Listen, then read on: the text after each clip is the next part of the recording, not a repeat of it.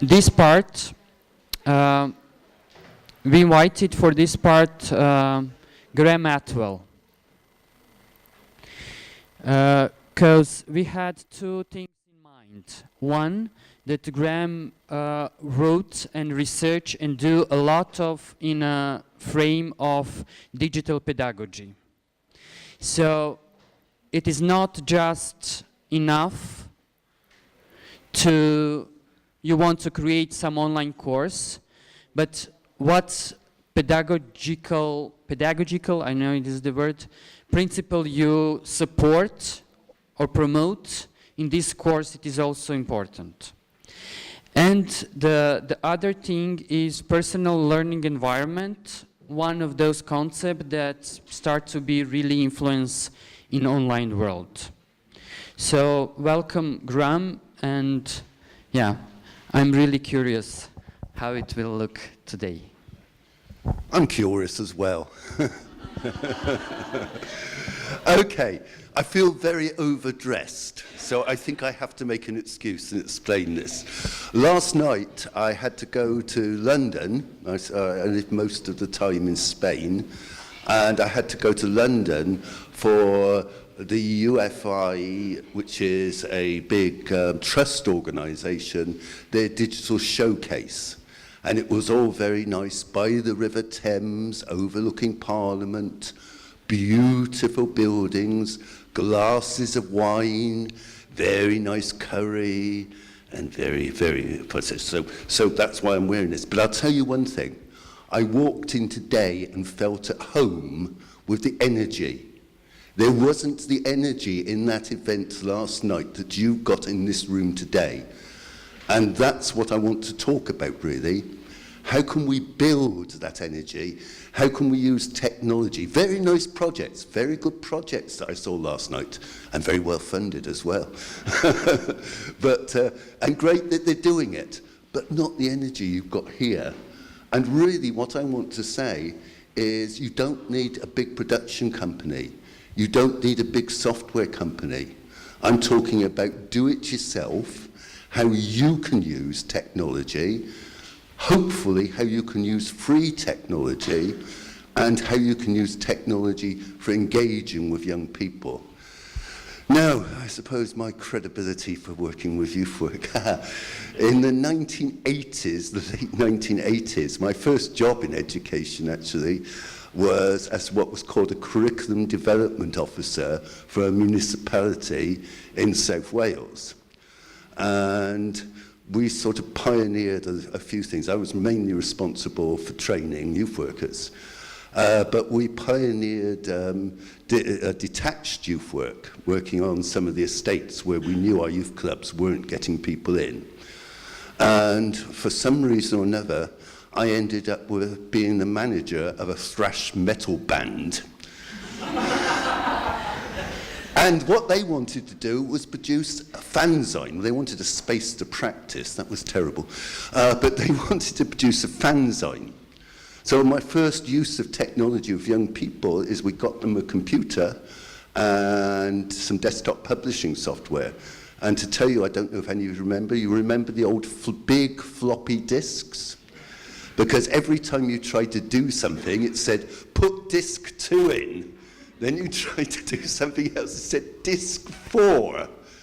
Oh, God. But we did. We got used a fanzine on thrash metal, which was widely received by the young people on the estate. So that's my background. Over the last 7 years, I've been mainly working, or a lot of my work has been working on careers guidance.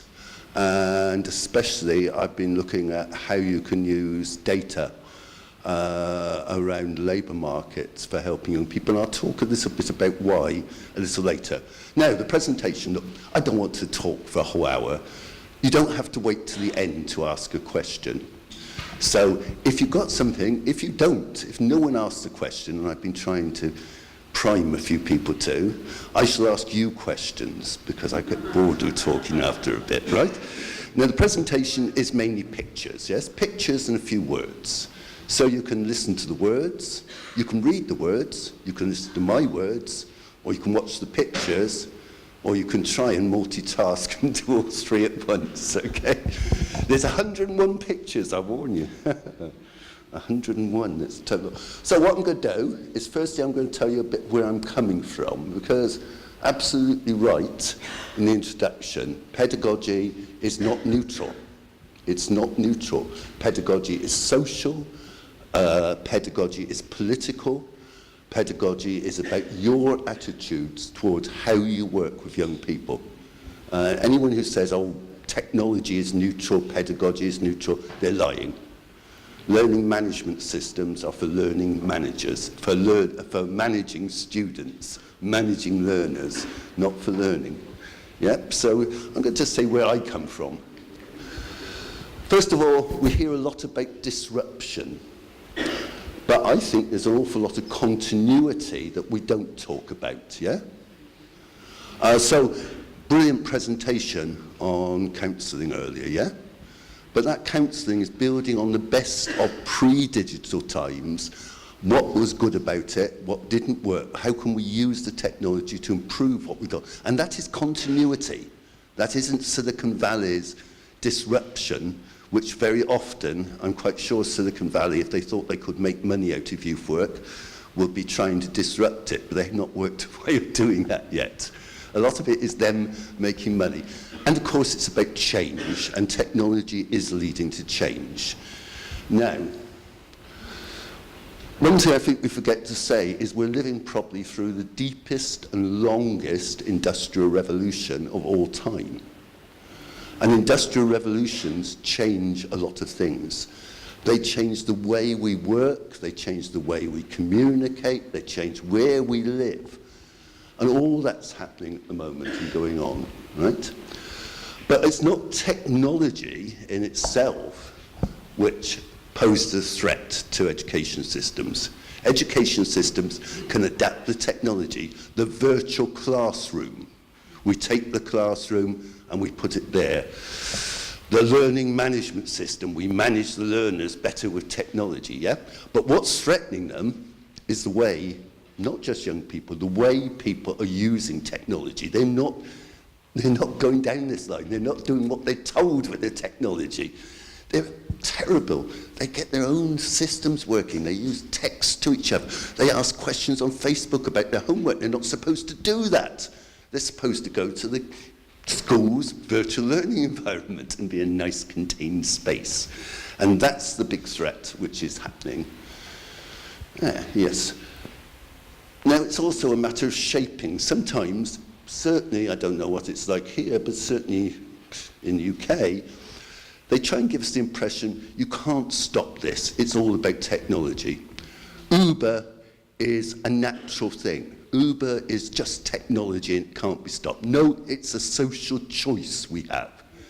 It's a social choice we have around how we shape the technology, how we shape the technology, how we want to use technology. And it's a fight. It's a fight between the capitalists from Silicon Valley. It's a fight between people as to what this powerful technology can do and whose benefit it's going to be for. And we should never, ever forget that. And what I hope you're going to do is start using the technology to benefit not just young people, but to benefit yourself. Because one of the things the technology allows us to do is to learn together. Okay? So that's the second place I'm coming from. And there's a quote from Free Air here. Education makes sense because women and men learn that through learning they can make and remake themselves, take responsibility for themselves as being capable of knowing. And that, I think, is a critical issue of how we take responsibilities, all of us, for remaking ourselves through learning. And it's interesting because I guess you all got competencies, the European framework for competencies being stuffed down us at the moment in our education system. Can you show the competencies which your young people have learned? But tick, tick, tick. No, competence, I think, is about acting on the wider environment in order to act and shape it. Developmental competence, resilience, the ability that we are confident to act within our society. And that's real competence in my view. And I love this, Ivan Illich. This is a quote, I think, from 1999 from Deschooling Society. If you've not read it, I recommend it. Deschooling Society, 1999 Illich. It's available for free on the web if you just search for it. Schools are not a dependent variable. They're a reproductive organ of our consumer society. Schools are reproducing the dominant ideology of our time. And educational webs, that's what he called them then, because 1999, we didn't know what we were going to call these things. So Illich had this idea of educational webs. He was living in New York at the time, actually, and he got this idea that people would have postcards, and they'd send them to the New York Central. If they wanted to learn something, they'd send them to the New York Central Post Office, and people who wanted to teach someone else something, to support someone in learning, would also send a postcard, and they'd sort the postcards out and match people up together again. And that's what he actually called an educational web. And that was his idea of deschooling society, that schooling, the process of learning, moved outside the classroom and into society as a whole. Oh my God, juggling two things here. I'm terrible with these things. I tell you, I'm great at making videos. I do internet radio. I'm great at podcasts. I can't work a remote control for the television. I am totally hopeless. No, I can't work this either. Aha. And the idea of bricolage I like from Levi Strauss. Okay, this is a bit of an esoteric. I'll tell you another story here. Oh my God, this is an embarrassing one. I love this quote. Make creative and resourceful use of whatever materials to hand, regardless of the original purpose. And that's what I think we should be doing. So I blogged this. I wrote a whole blog about it. I went to Wikipedia to find an open source photo. I slammed it up, published it, very proud of it. And then I realized I'd got to Levi Strauss, who invented jeans. Denim. Levi Strauss. So there's two Levi Strausses. There's one who's the philosopher, and there's one who invented making trousers out of denim. And it's important not to mix them up. Okay. Now this is interesting, I think. You'll hear, of course, of the great pioneer. That slide's not come out properly, but it doesn't matter. You'll hear about the great pioneering university, Stanford University in America, pioneering online learning. This is a picture of a classroom in Stanford. And it's the most unimaginative, uninspiring place I could think of. So I took another photo in our local primary school, in Welsh Language Primary School in Pontydysgu, which is where our company is based. Pontydysgu in Wales, and that's it. Now look, that for me is a rich learning environment, not that. So I think we've got to do a bit of thinking about this, yeah? A bit of thinking, how do we get away from that and get to that if we're talking about online learning? So that's the starting bit, right? I think that's the starting bit. So the next few slides are just a bit of a laugh. I was just doing a bit of research on how we look into the future. Oh no, we'll skip those two for the moment. How do we look at, well, perhaps we won't. That's a sort of, I think, a visualization of what a rich online learning environment might be, yeah? To recreate it. And I love this bit. Amusing ourselves to death. Yeah, a lot of amusement. Most popular stuff on the web, of course, is cats videos. Cats doing silly things. But knowledgeability, ability as a practice. So knowledgeability, put the two words together. There's a lot of good stuff in all these slides. are available on SlideShare. And they're all Creative Commons licensing, and you're very free to download them and to reuse them yourselves. Change, if you want stuff which you can't quite find because I've got the words stuck on them and you want the original pictures, just email me. And you can have them. But they're all on SlideShare, and somehow we'll distribute the link to them. So, where does the future go with technology? So I went back to about 1907, 1910 to look at what people thought was going to be the future of technology then. And there's some truly nice stuff here. So, can we predict the future? Someone said the US mayor in 1880, one day every town in America will have a telephone. It was a dream. Got that one sort of right, but not quite. This was the idea of leisure would be in 2000. Sort of a nice idea, but not quite come about. That's the idea of policing. Well, I think that sort of has come about. The only difference would be there wouldn't be a person in there. It would be a drone being flown from a US air base somewhere. But that's another one. Communication in 2000. That's brilliant. I love that. On land 2000. And another one, this is the best of all. Learning in 2000. That is wonderful. That's a wonderful vision. Disruptive technology. So you see the disruption? Here's the books. They're putting the books into a big bin, turning it to turn it into stuff which we blast into users' brains. Now, I actually think that's quite relevant. I think that's a lot of the time what people are trying to use technology for. Yeah? We've taken the books, we've digitalized the books, yeah? And now we're blasting it into headphones, into people's heads while they all sit around on their individual screen. And of course, any social element to learning is removed from this. And the teacher's job is to supervise the digitalization. No longer a job there in learning. Anyway, that's just a bit of amusement. But let's have a look now at, he said, trying to remember what's next.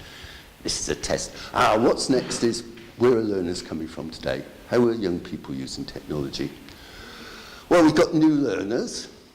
A lot of new people are using, look, these machines. This slide actually is a bit out of date now, but these were what they called, it was MIT.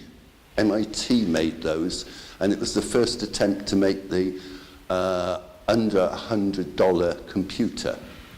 But now, of course, we've got the Raspberry Pi. Any of you ever used the Raspberry Pi?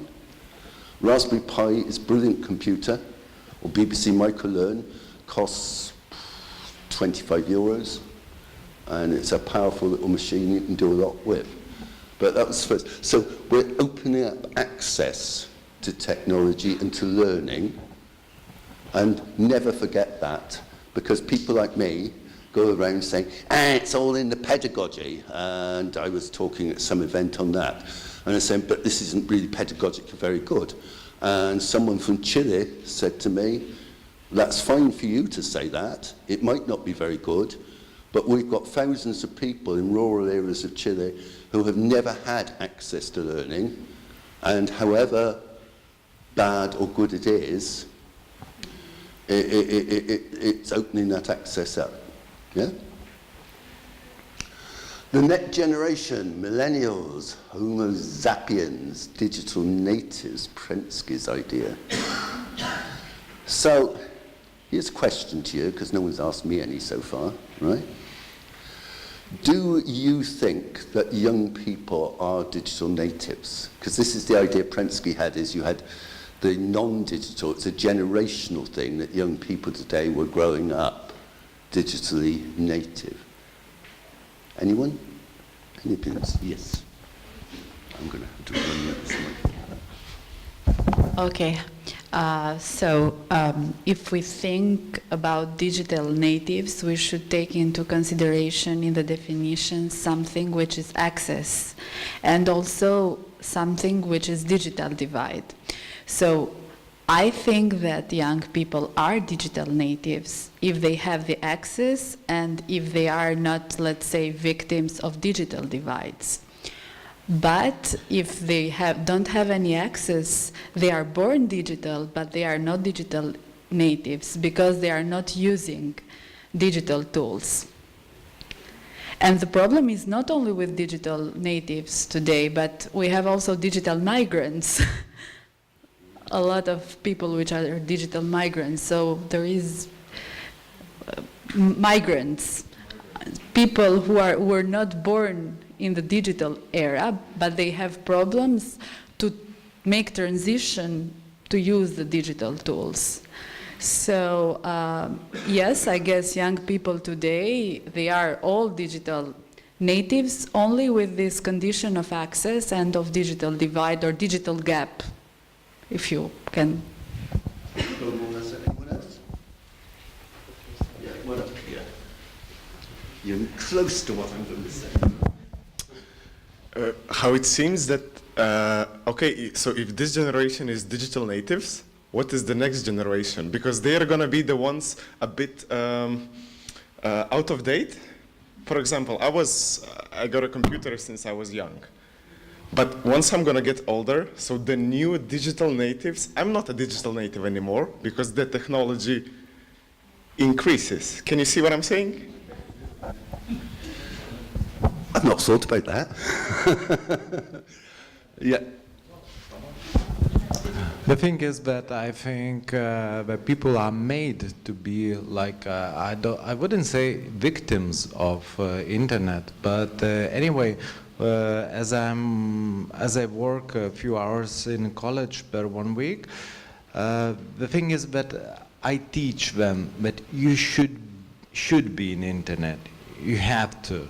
Because otherwise you will not make business. It's not about, like, you know, being addicted to internet, but the thing is you have to be familiar with the internet. I think so. I don't say you have to be in. I see that my sister's daughters, one of them is 6, another is 12 years old. They are sometimes, my sister says, only half an hour per day to be in internet. This is a rule, because they are, you know, as you say, amusing themselves till death. They are in as much as possible. Okay, we'll have a quick straw poll on that. That's contentious. One moment, I want the straw poll first. Hands up if you think that parents should restrict the amount of time kids spend on the internet. Okay, hands up if you think they shouldn't. It's a close one there. I think the restrict has it, or actually the people abstaining probably have it. Just so I am a man of definition or a woman of definition, so I'd like to read what Wikipedia says about a digital native, and it says that it's an individual who was born after the widespread adoption of digital technology. The term digital native doesn't refer to a particular generation. Instead, it's a catch-all category for children who have grown up using technology like the internet, computer, and mobile devices. I've spoken with a lady who's a doctor, and she said that if a child is using too much of a mobile phone or a laptop, that his level of, or her level of psychological advancement is in a way behind those children who are playing more outside, because if this kind of a child, we're talking about 3 years old or 4 years old, and this is scientific research, that they don't draw fingers, for example. They draw hands, but they don't draw fingers. So I think it's, in a way, it's a tool. It can be both, like a fire, bad or good, depending on how we use it. Now I remember, I have a flashback. It's a book called Born and Grown Up Digital, Dan Tapscott.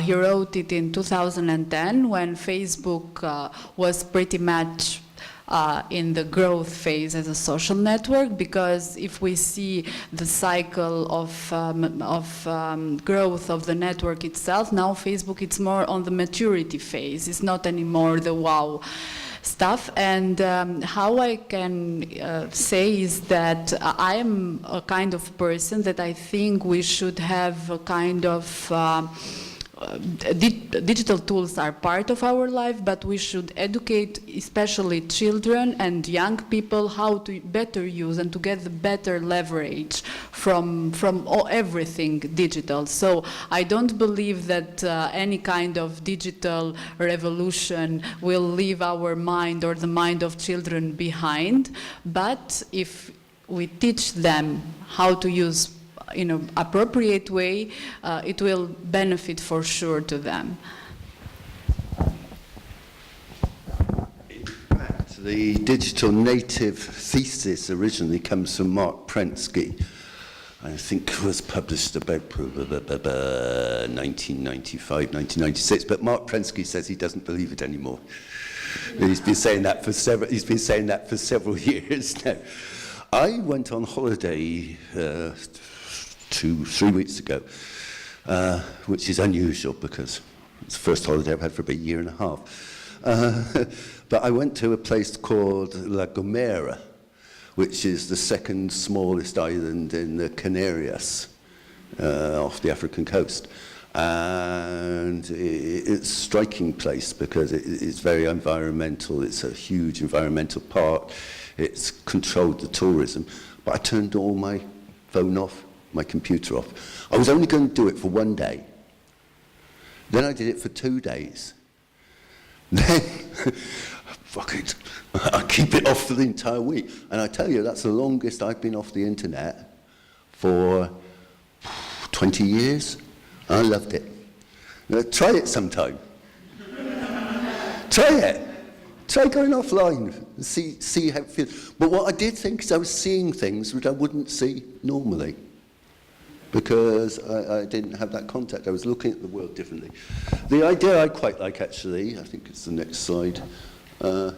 This is a theory by Dave White, who used to be at Oxford Institute, but is now working for one of the London universities.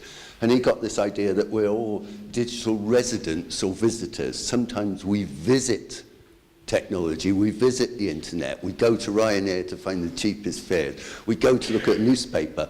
Sometimes we're residents inside and we go outwards from it.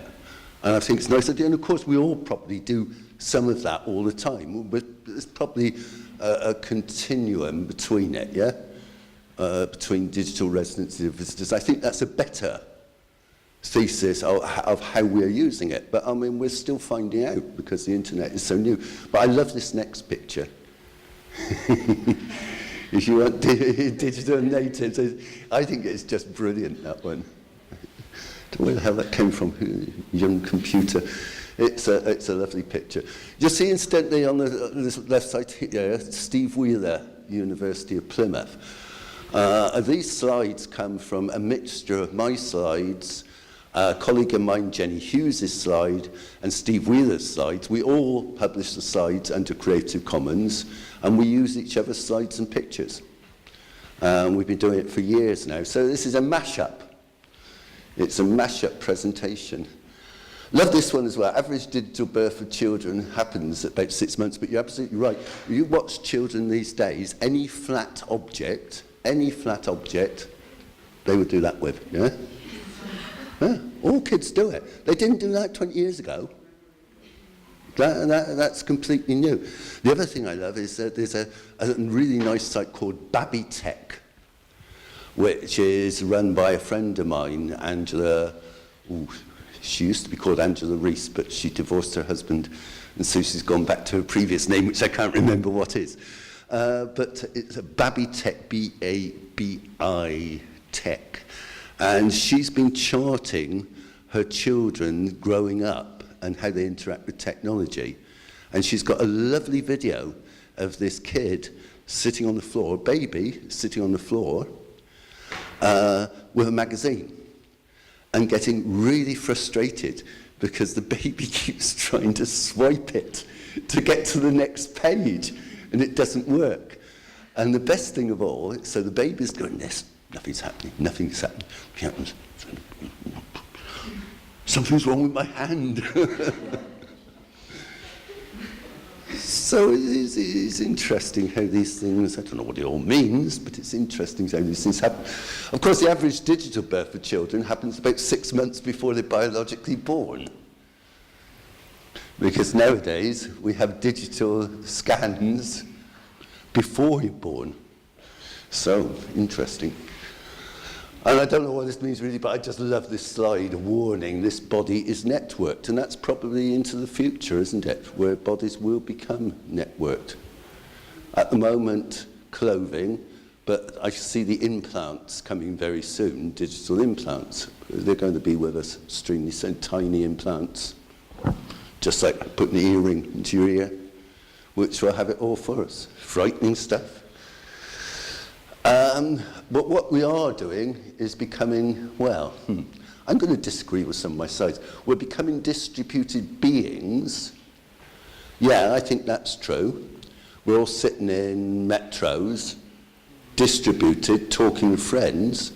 But of course, we're all sitting in metros, not talking to the person next to us. So that social element of space and place, are we lost in online space? Well, I think we're lost in physical spaces. We're not lost in the online, but we're becoming lost in physical spaces. I was on the Underground in London yesterday, and I couldn't see a single person, apart from me, who wasn't on their mobile. Frightening. Okay, students taking notes. Yeah? This is continuity, mind, isn't it? This is continuity.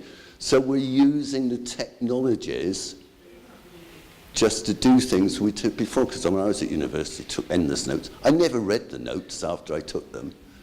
And I take a lot of photos now, and I don't really ever look at the photos either. Come on. Usually I'm so bad at taking photos, I can't read them anyway. So here's what the teachers say. This long-running debate. So I'm going to ask you this question. Obviously, you know I'm going to poll you again here. Right. What teachers are saying, they're distractive and disruptive. The phone becomes the focus of attention. Inappropriate images, videos can be taken and sent, leading to invasion of privacy and loss of teacher control. Daily Mail. Dreadful right-wing newspaper in the UK, disgusting newspaper. But a lot of very sensible teachers say that, so don't take the newspaper it comes from. So, quick poll. Who thinks kids should be allowed to use mobile phones in school? And we've got a teacher saying yes. How many people think we should not be able to? 1, 2, 3, 4, 5. Okay, the yeses have it. I think it depends. Depends. By the person. It depends on setting how to use it and something like that. I also work in school. I also teach that. Depends on how you use it. I think it should be banned or not banned. Can I just ask a question to our techies here? Can you pick this up without the microphone? Yeah, but... What is no the rules? Okay, so I just think that it shouldn't be like versus using, not using, but it simply depends on the context and how they are used. You know, they can be part of the education, they can be part of the process, but it depends on, usually depends on the, you know, the whole setting. It's not ones and zeros. Thank you. In Denmark, it's very up in time right now about the schools, And some schools have actually abandoned mobile phones in schools. In some schools in Denmark, you're not allowed to bring your mobile in school. You deliver it in the morning, and then you can pick it up in the afternoon when you go home. And a lot of adults are very upset about this, but the children likes it. So the schools have asked the children, "What do you think about this?" And the children really likes it. They say that now they play with the other kids in the breaks. They're more together with the other ones in the schools. So if you ask the children, they actually like not to be on the mobiles enough.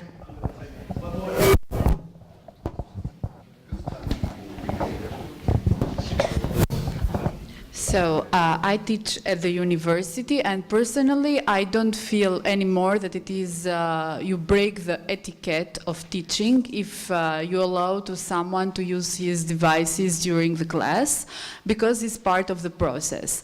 And it depends also much on the cultural context. In let's say in countries which are people are more multitasking in high context cultures, like in the Mediterranean, people are used to perform many tasks at the same times.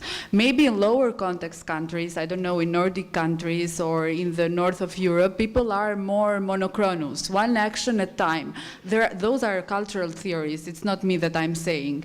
And I have made studies on it. But the thing is that now, in general, even in business meetings, it is not anymore impolite if you use your devices, because it's part of the etiquette. You don't break anymore the etiquette. Your emails are there, everything is there.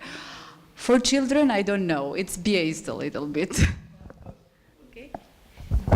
Actually, in my job, I have a problem with mobile phones, because the thing is, okay, what I'm telling, I would like people to listen. And if a student's already with a mobile phone, do they listen to me?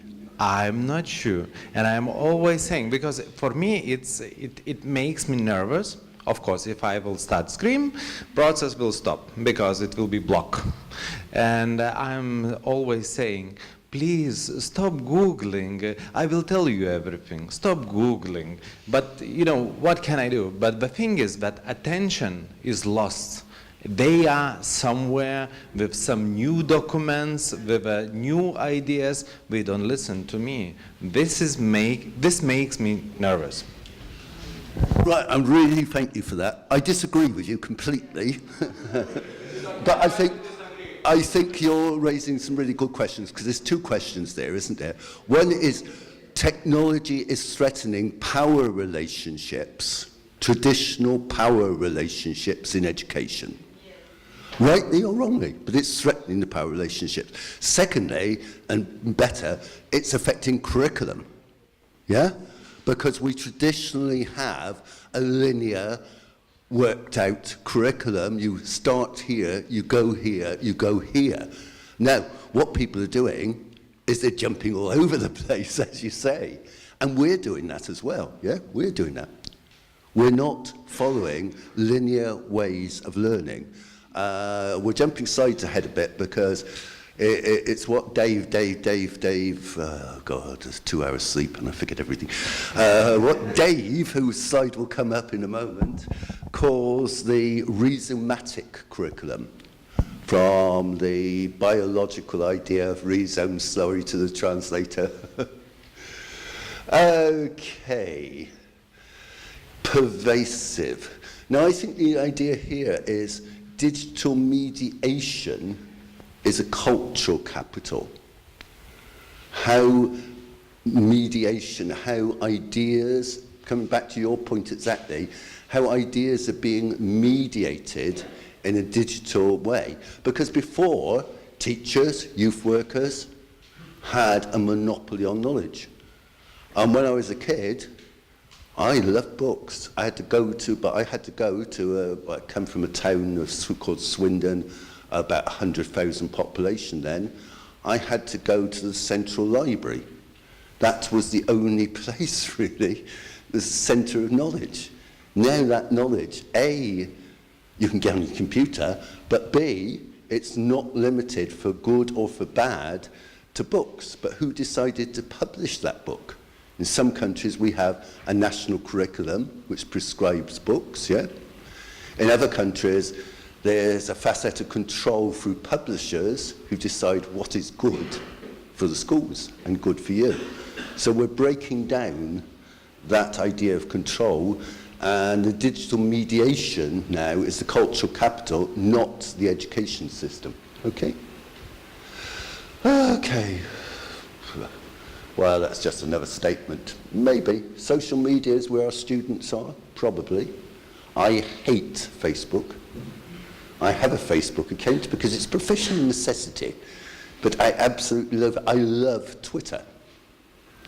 I absolutely love Twitter, but Facebook for me is an abomination. But it's interesting, isn't it? Different ways. But social media, yeah, engaging with social media, and you will engage with young people, which raises some interesting questions. And very much the Denmark case earlier, absolutely right. Who owns your data? Facebook own your data. That's what they're buying off you. Well, they're not buying it. That's the problem. You're giving it them for free. I'll tell you a bit more about that, friend. How long have I got left? Can anyone tell me? In real or digital life? I have real time in a physical space. How, 10 minutes? 20. Oh, okay. Oh, we can... it depends how fast I go, and it depends how much I let you talk, because I'm in control here. I've got the microphone. Three biggest features, yes. Three biggest fears of a teacher using technology. How do I make this work? How do I avoid looking like an idiot? That's what a lot of teachers are afraid of with technology. I'm going to look like an idiot if I can't use it. And they know more about this than I do. In the UK, we whitelist, most schools whitelist on what you can access on the internet. So only approved sites can be accessed. Of course, in every school, there's at least 10 kids who know how to hack through the whitelist, and they give it to the other kids. So really, the only people who suffer are the teachers, who can only get whitelisted sites, whilst the kids can all hack through the rather primitive nannying software which is there. So I'm very interested in control. Very quick poll here. How many people think schools should restrict sites which you can access on the internet? Nope, no one. Good for you. Three biggest fears of students using technology. I came in here today. We'll talk about being online all the time. I ran out of power yesterday at about 9 o'clock in the evening, and I was worried my girlfriend would be worried about me because we're always online. And I came in here, no internet, oh my God, no internet. So I tried my phone, blocking me because I'm outside the EU, blocking me using any data. So I realized in the coffee break, I can make a phone call. But it took me to the coffee break to think of doing that, the use of technology. We're so used to being online. And of course, the dreaded spinning beach ball, that's a Windows one, but it's the same on the Mac. And of course, the thing which hit me yesterday when I ended up in the UK with no plug adapter. I got continental plugs, no power. Look, a lot of what I talk about and a lot of what I do other research on is informal learning in the workplace. But it doesn't matter if it's informal and in the workplace, or informal in school, or informal in a social club, or informal anywhere. The estimates are actually a bit higher than that. I think it's about 80, that one's a quote from Kofa, but I've seen others quoting about 83% of our learning is informal. Now, of course, our education systems put about 90% of the money into formal learning.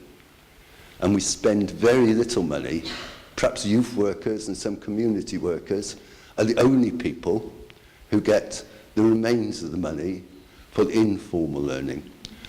And most learning on the internet is informal learning.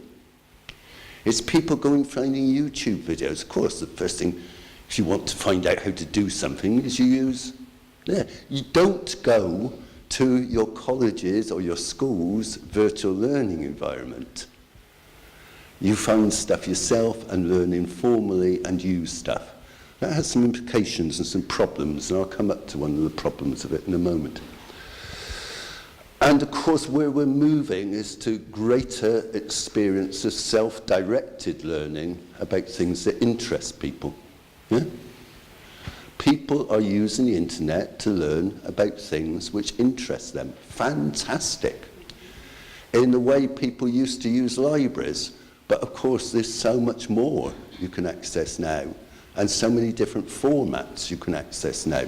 So we're moving from a society which was very hierarchical in many ways, and a schooling system from the top down, to a society where people are spending much more time learning what interests them and self-directed learning. Thus the take-off of massive open online courses, which I'll say a bit more about in a moment. Yeah? That's why people are signing up for most of those courses. Of course, interestingly, one of the ideas of MOOCs is that they would be people without qualifications who would be using them. 90% of people signing up for MOOCs already have a degree who want to continue their learning. So there's some interesting bits there. So, new digital resident learners are more self-directed, better equipped to capture information, more reliant on feedback from peers, yeah?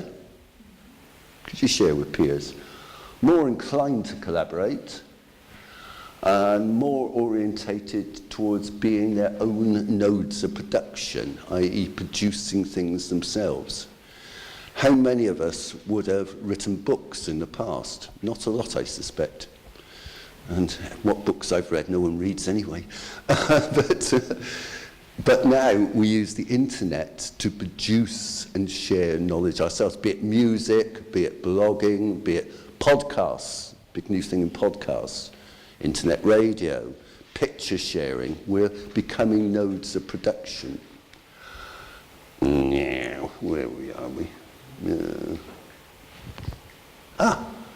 But they need more. What do they need? It will all be revealed on the next slide, because I can't remember what this one says. Okay. Skills for self-organized learning. And this is really where I'm beginning to come into your role. Yeah? To what you've got to provide, I think. People need support in communication, reflection, collaboration, community, creative tools, amplification. And that's where I think youth work has a massive role to play in supporting people in doing that. But there's the problem of false news, isn't there? How do we make sense of what's right and what's not? And this is actually what got me involved in working in careers. Well, I was doing some research for University of Warwick with young people on how they made careers choices. And I was at a focus group on a godforsaken, freezing cold, wet night somewhere in darkest Kent in the southeast of England. And the careers organisation there called Connections used to have this sort of advisory group of young people, and they sort of gave them pizza in return to giving them their ideas. So I asked this group, I had an official questionnaire, but I went off the questionnaire and said, how many of you go to your local careers organisations' websites to find out about careers? No. Well then, how do you find out about careers? And one of them looked at me and said, sir, because they call you sir in the UK, because this is school shit. Sir, you stupid, we Google it. So I went away and do this yourself. Google, say, how much pay can I get in a certain job? And you get absolute rubbish back. Absolute rubbish. Because all the sites are sites who are trying to find out how much pay you get in a job by encouraging you to fill it in. And the samples are too small. So we've got all our statistical agencies in all our countries producing official data, but that data is produced in the form of spreadsheets, in the form of information which isn't accessible to us, and then kids are going to very unreliable sites. And of course, there's plenty of research which says people only search the first 3 answers in Google. How many of you have tried using a non-tracking search engine? Yeah, yes, back. It's a big difference. DuckDuckGo. Do some searches using DuckDuckGo and using Google. They both use much the same search algorithm, except that Google tracks you and thinks through its artificial intelligence, it knows what you want to find out. And it's shocking, the difference, if you use DuckDuckGo, which doesn't track you. So there's some huge issues here about how we're handling and disseminating knowledge. Okay, new literacies. Now, you've got a session on literacies, haven't you? I think there's another session, so I'm not dealing much with that. New literacies are phones. So this is all about, you can't really read it, consuming. We're using a literacy of consumption, of producing stuff ourselves, of remixing, like this slide said, of sharing. I can't read it either. And there's something else. So learning is changing. These are the new literacies that we're using, very different from the old ones. And certainly there is some research which says, coming back to our earlier debate, that mobile phones are forcing children to become a bit much more literate. If you can't text, you can't fully participate in your community. I'm not that good at texting. Text language. I can do some text language, but then I watch some young people stuff. I watch my daughter's stuff. I don't know what she's saying. I have to interpret it and read it carefully. So we have complete new languages growing, and you can get all Shakespearean text languages now and things like that, which is very interesting. Curation, yeah, spending hours searching the right photo. That's me, spending hours searching for the right photo. Done that, yeah, you can go forever doing that. How do I find stuff? And that thing I was saying earlier, well, I came in too early, how do I know it's accurate? One of the big questions of our day. And I think we should be talking to young people about how do we know it's accurate, because they're all aware of the problem, yeah? I think it's one of the big issues that's worrying people at the moment. How do I filter it? How do I keep up the news? How do I file it? Oh, my filing system is crazy. I file half of it on the desktop until it gets too full, and then I move it somewhere. How do I categorize it? How do I produce categories for the things I find? Collaboration skills, personal learning networks. Now that is what we are all developing, PLNs, personal learning networks. And they grow something like this, something like this. Bing, we find one person who connects us to another person. And then that person connects us to more people, and that person connects us to more people. And it all, and a lot more people there. But that's how we're developing support networks. And I guess a lot of you are going to form are forming personal learning networks between yourselves as dispersed personal learning networks in different countries, yeah? Social networks, enabling learning connections, collaboration, sharing, exploration. And I think those personal learning networks are very important. They form around shared interests, shared ideas, shared objects. Adapted for Alex Kouros. Alex Kouros is a teacher in Newfoundland, And he's written some brilliant blog, well worth reading his blog about this stuff. Absolutely superb. And understanding how networks work, because we've got all these networks. We still don't understand, and I don't suppose young people understand either, exactly how they work. It's one of the most important literacies, Harold Rangel says, of the 21st century. On to my favourite subject. Not the virtual learning environment or learning management system. This is contentious stuff. I think learning management systems, virtual learning environments are all about, firstly, trying to replicate traditional ones, replicating the classroom, replicating control, and secondly, they're about managing learners, not managing learning.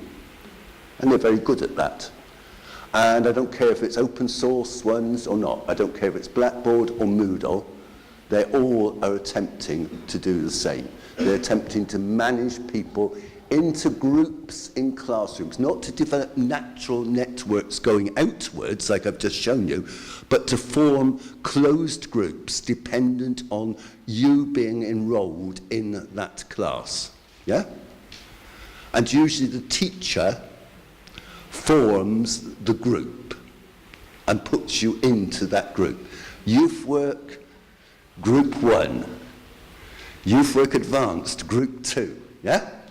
That's what we're using them for, not for learning. And it's a real problem. So that's where the idea of personal learning environments comes from, that rather than us trying to manage learners, we should be encouraging learners to manage themselves and develop their own networks and their own learning through using personal web tools, sharing content, organizing content, generating content. And what kind of tools? Blogs, wikis, tags, e-portfolios, mashups, lots of different technologies we can use. So, personal learning environment, other tools, my God, Pertrees has gone bust since I made that slide. That's going to date, I need to update it. And advert, if you want to explore personal learning environments more, come to my workshop tomorrow and we'll see what we can do. So there we are, personal learning network, personal web tools. PLEs are much wider than just the tools mind. They're taking experiences and realities as well as learning through TV, music, paper-based materials, books, radio, all kinds of different places. So personal learning environments are spaces. Are we lost in online space? Yeah? They're spaces where we interact and communicate with the ultimate goal of learning and developing collective know-how. And once more, I was very impressed with the Danish example earlier, where they are precisely creating spaces for people for communication. And what do we use them for? Searching for information and knowledge, aggregating, scaffolding, manipulating, rearranging, and analysing information to develop knowledge, reflecting, questioning, challenging, seeking clarification, forming opinions, defending opinions. That's where learning comes from, not through going to a virtual learning environment and downloading a PDF document. Not much learning in that. So presenting ideas, learning and knowledge in different ideas, oh my God, it goes on and on. Sharing by supporting others. Now that one is important, I think, because I think one of the most powerful forms of learning is supporting other people in their learning. And I don't think we've thought enough about that one in traditional education systems. Networking. So, personal learning environments promote learner autonomy and control as learning takes place in multiple spaces. I guess, overall, personal learning environments are moving learning, are moving power and control from the education system, which has adopted and co-opted technology to control learners, to learners themselves. And teachers have new roles to play in supporting and scaffolding that process. So learning takes place in social environments, not in technological environments. And of course, people will use their own tools because we can't afford to keep buying machines all the time for them. Letting people use their own tools. My God, that's out of date. Those phones are old. And so we're developing, to do that, we need new pedagogies. Now, I'm not talking about grand pedagogical theory. I'm not going to talk to you about constructivism or behavioralism. But I'm going to sort of suggest some ways technology can be used pedagogically. First of all, to scaffold learning, to build learning upon other learning. Yeah? That's difficult. The flipped classroom, very famous theory now that you flip the classroom round so the classroom's used as a discussion area and you get the documents, the stuff which traditionally done in the classroom, you do out of classroom. But I think far more important is to flip the roles, not the classroom. So the students take on the role of teachers and teachers take on the role of learners. That's the real flipped classroom. And all these slides are downloadable from the internet. You can have your own version. But take a photo, please do. I'm always happy when people take photos. Learning by teaching. Yeah? Learning by teaching. Learning by supporting others. Personalised learning too. I don't know what Dr. Seuss means by that. Today you are you. That is truer than true. There's no one alive who is youer than you. Poetry. I'm not sure I know what it means. Personalisation of learning, yeah, acknowledging that learners are different. Yes, acknowledging that learners are different. But I think acknowledging learners are different by encouraging them to learn in their own ways. That one lost its text. So I was sort of looking at it this morning thinking, I wonder what it would have said. I think what it says is this is a lecture room and they're all writing down the same thing being told to them, yeah? Which is a stupid process because you might as well give a handout or put it online. But there's no personalised learning goes on in those big lecture theatres. Well, you will consume this lecture. Yeah? I think that's what it means. Yes, we're seeing peer-based learning networks where students are learning as much from each other as they are from mentors and tutors. Yeah? And that's happening. Distributing learning. I store my knowledge in my friends. I love that idea. I love that quote. I collect knowledge by collecting people. And that's certainly what I do. I know I've got networks all over the place of people I've collected. And it's not really this person's an expert on this. This is a person that I think is knowledgeable. And I do work quite hard at that. And as I said earlier, rhizomatic learning, so it's coming back to your question about curriculum earlier, it's non-hierarchical entry and exit points. Traditional curriculum is being challenged. Knowledge is negotiated and it's a personal knowledge creation process with mutable goals, constantly negotiated premises. So the community becomes the curriculum, rather than the curriculum becoming a group. The community becomes the curriculum, self-determined, non-linear, using open educational resources. You all know what those are, things which are free to reuse and reshare. Informal learning, badges. If anyone wants to know about open badges, then come and talk to me at lunchtime. MOOCs.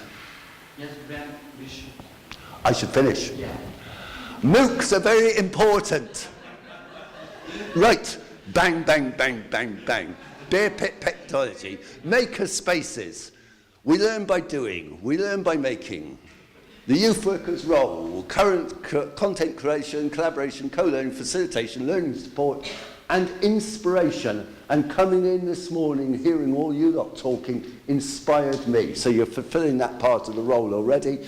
And any teacher who can be replaced by a computer should be, if they can, yeah, they should be. If they can be replaced, they should not be able to be replaced. Teachers should not be able to be replaced by computers. Computer once beat me at chess, but was no match for me at kickboxing. And education should disrupt as much as it builds. And thank you for watching.